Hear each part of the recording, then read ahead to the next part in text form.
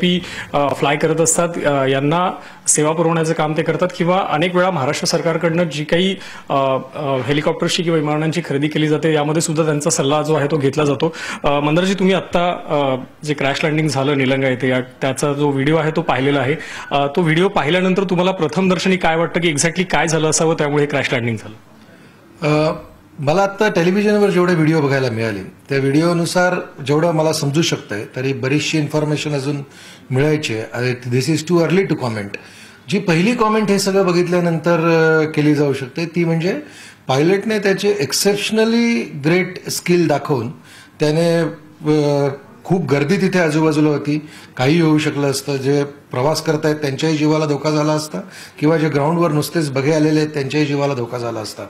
हे काहीही न होऊ देता एक्सेप्शनल कपॅसिटीज दाखवून त्याने सगळ्यांचे जीव वाचवण्या इतपत भान दाखवलं. हे त्यांचं पायलटिंग स्किल फारच चांगलं आहे एवढंच आत्ताच्या मिनिटाला सांगितलं जाऊ शकतं. हे कशामुळे झालंय, काय त्याच्यामध्ये अडचण झाली होती याच्यावर आत्ता कुठली कॉमेंट करता येणार नाही, कारण this is too early to comment. आणखीन एक प्रश्न असा आहे की हे जे हेलिकॉप्टर आहे हे हेलिकॉप्टर कोणत्या बनावटीचं होतं आणि अशा पद्धतीने हा जो अपघात झालेला आहे त्यामध्ये आपण जुने अपघात सुद्धा हेलिकॉप्टरचे पाहिलेले असतील, कोणत्या बनावटीचं होतं आणि कोणकोणत्या फॅसिलिटीज हेलिकॉप्टरमध्ये होत्या? हे खूप ॲडव्हान्स सिकॉस्की हेलिकॉप्टर आहे. हे जे हेलिकॉप्टर आहे हे हेलिकॉप्टर जगातले अनेक व्हीआयपीज हे त्यांच्या प्रवासासाठी म्हणून वापरतात.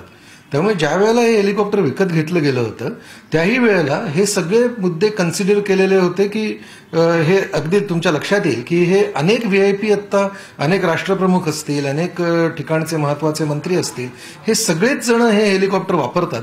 त्यामुळे या हेलिकॉप्टरमध्ये जे जे काही सुरक्षेसाठी म्हणून आत्ता अद्ययावत जगात तंत्रज्ञानं उपलब्ध आहेत ते जवळजवळ सगळं या हेलिकॉप्टरमध्ये होतं.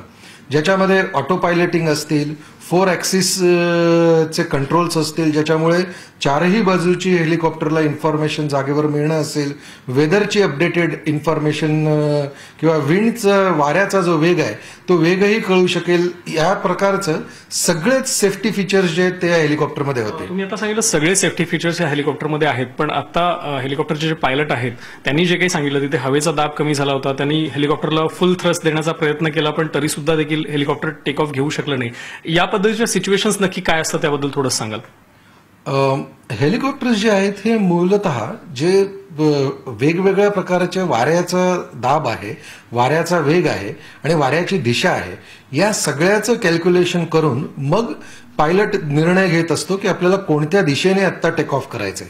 विशेषतः अशी जी टेम्पररी बनवलेली जी हेलिपॅड्स असतात तिथे तर कुठल्या बाजूला केबल्स आहेत, कुठे ऑब्स्टॅकल्स आहेत, या सगळ्याचं कॅल्क्युलेशन करून पायलट निर्णय घेत असतो की त्याला कुठल्या दिशेला टेक ऑफ करायचंय. जे आत्ता आपण कॅप्टनचं प्रतिक्रिया ऐकली आहे त्याच्यानुसार कॅप्टनचं म्हणणं असं आहे की त्याने हे सर्व कॅल्क्युलेशन केल्यानंतर ऐन वेळेला काहीतरी वाऱ्याची दिशा बदलली आणि त्यामुळे त्यांना टेक ऑफ करताना त्रास झाला, असं आत्ताच्या प्रतिक्रियांवरून ऐकायला मिळालंय. एक शेवटचा प्रश्न असा आहे की आता जी काही DGCA कडनं चौकशी होईल या हेलिकॉप्टरमध्ये जी यंत्रणा होती त्या कशा पद्धतीने चौकशी होईल एवढंच सांग. आत्ता अगदी महत्वाचा विषय, या हेलिकॉप्टरमध्ये 2 प्रकारे सर्व डेटा रेकॉर्ड केला जात असतो. एक असतो CVR आणि एक असतो FDR. CVR म्हणजे कॉकपिट व्हॉइस रेकॉर्डर आणि FDR म्हणजे फ्लाईट डेटा रेकॉर्डर.